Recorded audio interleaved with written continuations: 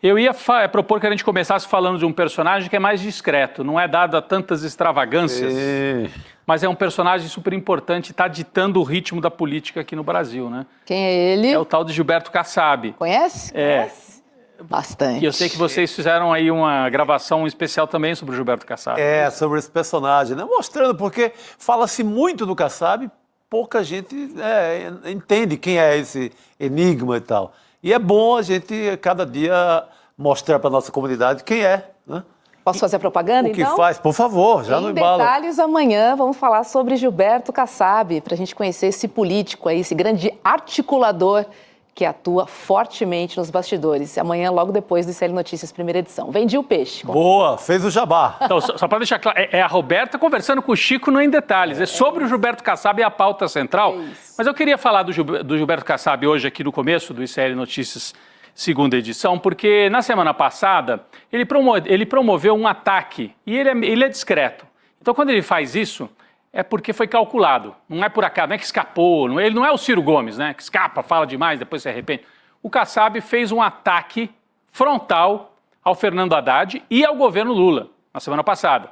Disse que o Haddad era um ministro da Fazenda fraco e disse que o Lula, desse jeito, ia perder a eleição em 2026. Deu a impressão de que queria colocar um pé para fora desta grande frente, né? O PSD, o partido do Kassab, está no governo do Lula.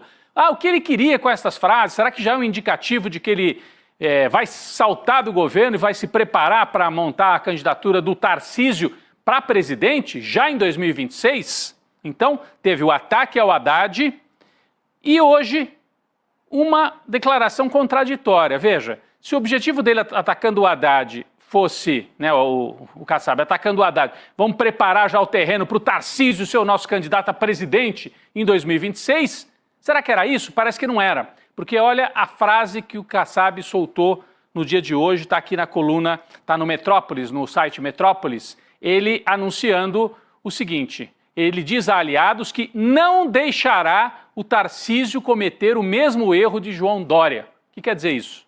Então vamos entender. Olha como o Kassab joga assim com sutileza, né? Ataca o governo do PT de um lado, do outro diz: Tarcísio não sai do governo de São Paulo para ser candidato a presidente já em 2026. Não vou deixar. O erro do Dória, o Kassab diz, teria sido esse, né? O Dória se elege para um primeiro mandato de governador e durante o mandato já começa afoito, né?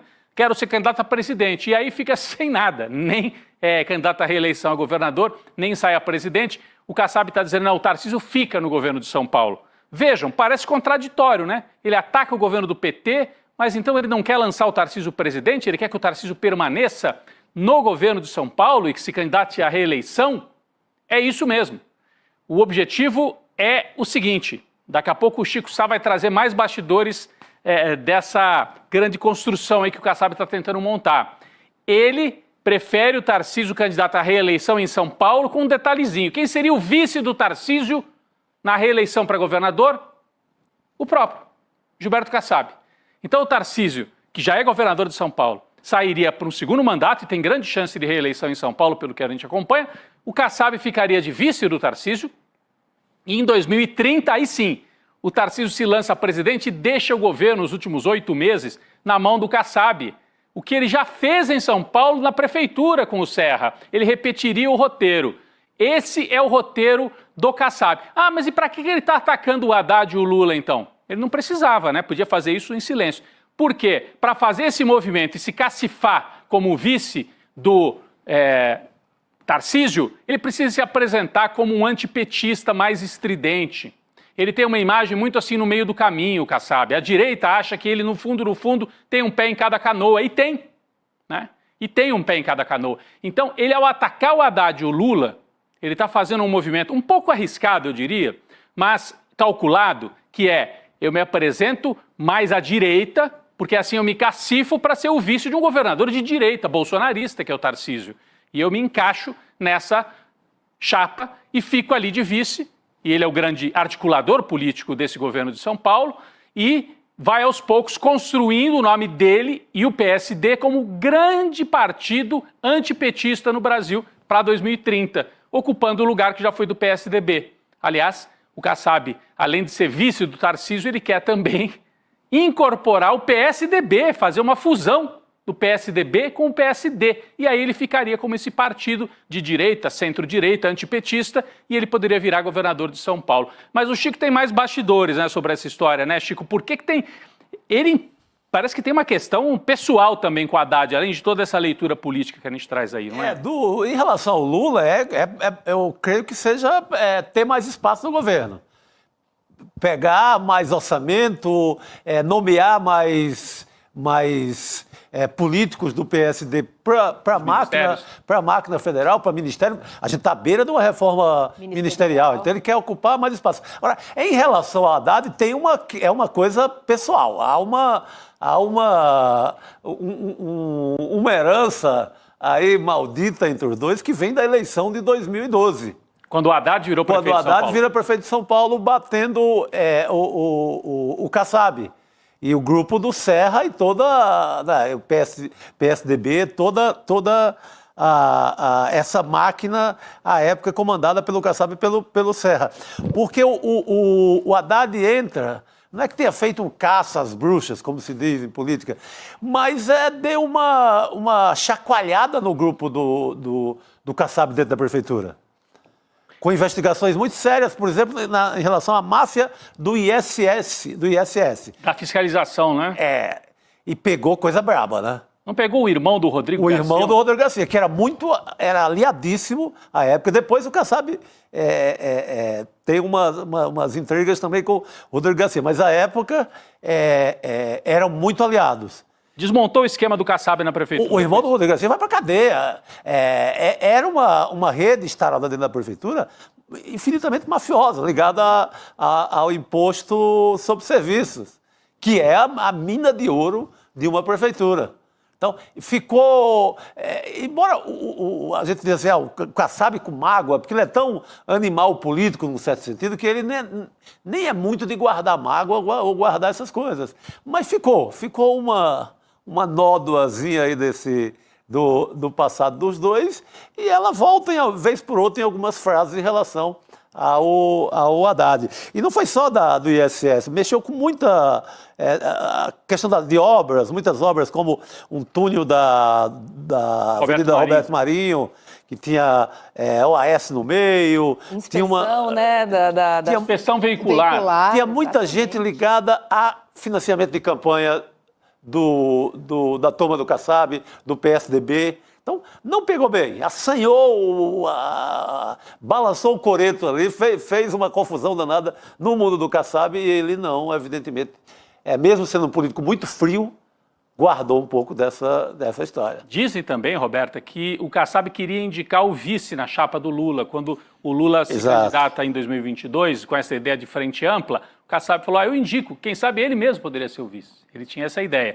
O Haddad rapidamente desmontou essa ideia e sugeriu o nome do Alckmin, que era um nome muito mais confiável do que o Kassab, que podia repetir um Temer aí na história, se fosse o vice do Lula, né? O Haddad com o Gabriel Chalita, eles fazem essa operação Alckmin, né? Eles fazem a operação Alckmin e aí afastam um pouquinho o Kassab do centro do poder federal. Então, tudo isso está na conta. Quando o Kassab olha para o Haddad, ele vê não apenas o ministro da Fazenda, mas o personagem que desmontou os esquemas kassabistas na Prefeitura de São Paulo e que impediu que o Kassab fosse o vice do Lula ou indicasse o vice pro Lula. Agora, essa manobra que ele está fazendo de atacar o governo e o próprio Haddad, fez na semana passada, né, tem um certo risco, né, também.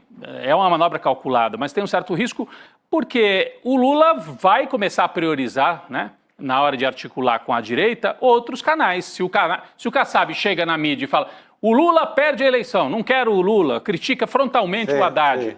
O Lula vai olhar e falar, bom, é claro, ele está fazendo isso porque ele quer mais ministério, ele está batendo para ganhar vantagem.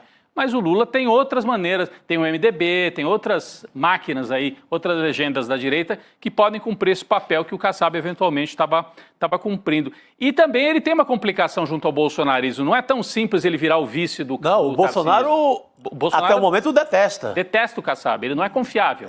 Então ele é um personagem que tem essa fama de ser um grande mestre da política, porque põe um pé em cada canoa, mas todo mundo desconfia dele. Sim, a direita eleger 888 prefeitos. É poderoso. É muita coisa. A gente tem que olhar para ele como alguém central na política. E aqui em São Paulo, o que ele faz com o governo do Tarcísio, ele é quase o governo do Tarcísio, por exemplo, em relação ao interior do estado. Quem conversa com o prefeito é o Kassab. Quem atende prefeito é o Kassab.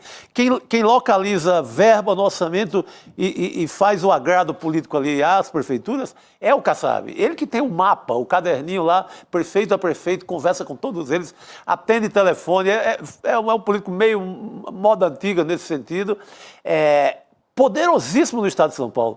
Se ele quiser ser vice, ele não vai encontrar obstáculo algum. A prefeitada o banca com força. Com força e para valer. Agora, o que chama a atenção também é que esse ataque do Kassab ao governo federal veio no momento em que o Lula estava amargando 2 meses, né, apanhando. Primeiro apanhou do mercado financeiro, a questão do dólar no final do ano passado, aquela turbulência, o governo não fez o ajuste fiscal como deveria, etc, etc. Depois veio a questão do PIX. Vira o ano e vem a questão do PIX. Foram 2 meses de noticiário ferrenho e vem o Kassab, supostamente um aliado que tem ministérios, e dá uma pancada a mais. Então, me dá a impressão, havia e há uma tentativa da direita liberal de enfraquecer o Lula, seja para inviabilizar a candidatura dele, seja para, se for candidato, o Lula vai ter que se ajoelhar e fazer mais acordos ainda do que você fez em 2022, Roberta. Você ia falar sobre isso? Não, eu ia falar que essa fala do Kassab aconteceu entre 2 pesquisas, né? A primeira pesquisa foi que saiu o índice de reprovação do governo Lula, principalmente no Nordeste, tinha subido. Tem a fala do Kassab e sai a mesma pesquisa, Genial Quest, depois, que diz que Lula venceria em qualquer hipótese contra qualquer adversário. Fiquei pensando, será que também não foi um pouco antecipada essa fala? Porque logo depois veio a pesquisa. Veio a pesquisa. Sabe? E eu acho que estavam esperando nessa pesquisa o Lula mais fraco. E aí eu vou voltar aqui para o telão, porque é impressionante. Depois de 2 meses de pancadaria, o governo, de fato, a popularidade sofreu aí um abalo. Tem a questão dos preços da comida, etc, etc, etc. Aí vem pesquisa Quest.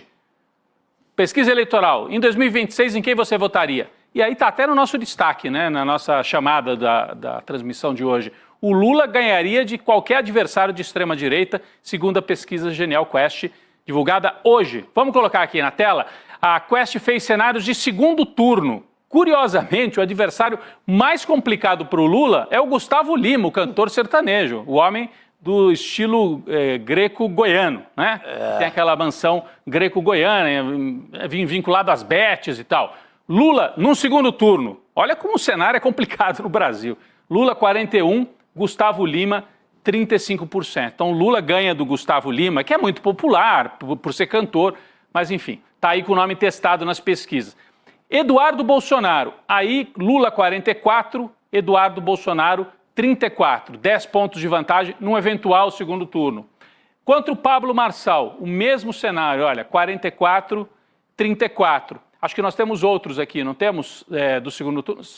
Vamos colocar os próximos aqui. Contra o Tarcísio, 43% Lula, 34% o Tarcísio, o atual governador de São Paulo. Contra o Romeu Zema, 45% Lula, 28% o Romeu Zema. Contra o Ronaldo Caiado, atual governador de Goiás, 45% Lula, 26% o Ronaldo Caiado. A gente percebe que o Lula está num patamar muito, né, confortável, muito parecido, seja qual for o adversário. Está ali por volta de 42, 43, 45, um pouquinho para cima, um pouco para baixo. Né? Esse é o cenário que favorece o Lula. Você veja que o Tarcísio, tomar essa decisão também de ser candidato a presidente, ele corre um risco danado, né? Mesmo com o Lula, com todas as dificuldades, vai enfrentar o Lula na hora do vamos ver, o cenário não é fácil. Ele vai largar uma provável reeleição garantida em São Paulo para uma disputa que ninguém sabe como pode terminar em 2026 e para a qual hoje o Lula é favorito, pelos números que estão aí, né, Chico? Sim. E o Tarcísio tem esse rolo dentro do bolsonarismo. Até agora, o Bolsonaro não abre mão. Seria o candidato, seria um dos filhos ou a mulher, até o final da campanha, até ele sentir medo que não vai dar para ele. O Tarcísio teria muita dificuldade para ser candidato. Pois é, se ele se lançar agora, Roberta, ele precisa se lançar atropelando o Bolsonaro. Atropelando o Bolsonaro. E aí ele não unifica a extrema-direita. O Tarcísio é um candidato forte porque ele poderia unificar a extrema-direita bolsonarista, de onde ele vem, os liberais, os chamados liberais e a turma do dinheiro, a Faria Lima, o mercado e é parte da grande imprensa de São Paulo e do Rio de Janeiro. Ele unificaria essa turma toda. E uma direita tradicional também votaria nele. Ah, é um Bolsonaro assim, com modos um pouquinho melhores do que o Bolsonaro, não fala tanta asneira, supostamente, em relação ao Bolsonaro. E é até mais perigoso por causa disso do que o Bolsonaro. Mas, para unificar, ele precisa ter o voto bolsonarista. E se o Bolsonaro não sentir firmeza, achar que ele é traidor, o Bolsonaro lança um dos filhos e o Tarcísio ficaria, né, pendurado na brocha. Divide com ele e ele fica meio Dória. Fica meio Dória. O Kassab está certo. Então o Kassab está certo. Tem um risco grande nessa operação de uma eventual candidatura do Tarcísio de Freitas. Agora, quem é que pode ser candidato? Que não tem também outro caminho. O Ronaldo Caiado. Por quê? Já está no segundo mandato lá em Goiás. O Tarcísio pode ser candidato à reeleição. O Caiado não. Já está no segundo mandato. Pode sair candidato mesmo que perca para fixar o nome nacionalmente. O Ratinho Júnior, que nem aparece aqui, né? Nem aparece nessas sondagens, mas ele está no segundo mandato como governador do Paraná e o Kassab quer lançar o Ratinho Júnior para presidente de qualquer jeito agora em 2026. Então, é um cenário de divisão na direita. Essa divisão favorece o Lula e, com isso, o atual presidente, apesar das dificuldades na economia nessas últimas semanas, no final do ano passado e começo desse ano, aparece em primeiro em todos os cenários de segundo turno. Ninguém parece com força para desbancar o Lula. Aqui está o Ratinho Júnior, que pode ser o nome do PSD do Kassab para presidente em 2026. Porque na operação do Kassab também tem isso. Se ele quer parecer assim, mais para o lado da direita, mas manter um pé assim como uma terceira via, ele lança o Ratinho. E aí deixa o Lula, Ratinho, vai ter um nome da direita ou vários nomes da extrema direita e ele fica ali e se constrói como uma alternativa para 2030. Essa é a operação que está em campo agora. No primeiro turno, a Genial Quest, a gente trouxe aqui os cenários de segundo turno. Eles fizeram um cenário de primeiro turno, como é que seria? Vamos dar uma olhada, só para ter uma ideia, como é que estaria o patamar do Lula no primeiro turno, se a eleição... Ah, não, aqui é conhecimento e rejeição. Podemos ir para o outro gráfico, depois a gente volta nesse, pessoal? O seguinte, isso mesmo, esse aqui, ó. O Lula, num primeiro turno, se tivesse que enfrentar várias candidaturas de direita, olha só, Lula, 30%. Tarcísio, 13%, fica muito atrás. Gustavo Lima, 12%. Pablo Marçal, 11%. Ainda tem o Pablo Marçal, que é um franco atirador total. Então, para dividir mais ainda. Para dividir mais. O Ciro Gomes tem aqui 9%, 10% em outro cenário. Então, o Lula, se o adversário for o Tarcísio, tem 30%. Se o Tarcísio não estiver em campo e tiver outros adversários aqui, vai para 28%, 32%, 33%. Então o Lula, num primeiro turno, sai de um patamar de 30%. Parece ser uma espécie de piso daquele voto mais duro, que é lulista até o fim e vai com ele até o fim. E está com ele desde o primeiro turno. Num segundo turno, aí ele pode avançar para um cenário de 42%, 45%, muito parecido com o que nós vimos em 2022, né, gente? Então está parecido, o cenário está parecido. A diferença é que não tem o nome do Bolsonaro, que unifica. Então, tem uma pulverização na direita e na extrema-direita. E podemos voltar para aquele outro gráfico da Genial Quest, que mostra o conhecimento em relação aos candidatos, rejeição e tal. Reparem que o Lula está com uma rejeição alta, 49% de rejeição. O vermelho é conhece e não votaria, portanto é rejeição, 49%. Conhece e votaria, 47%. É um empate aqui, né? A rejeição do Lula não é baixa, mas repare que o Bolsonaro tem rejeição maior, 53%. O Eduardo Bolsonaro, 55%. Então, eu diria que hoje o bolsonarismo duro, o Jair e Eduardo, tem uma rejeição ligeiramente maior do que o Lula, né? O cenário é parecido, de novo, com 2022. Essa dificuldade.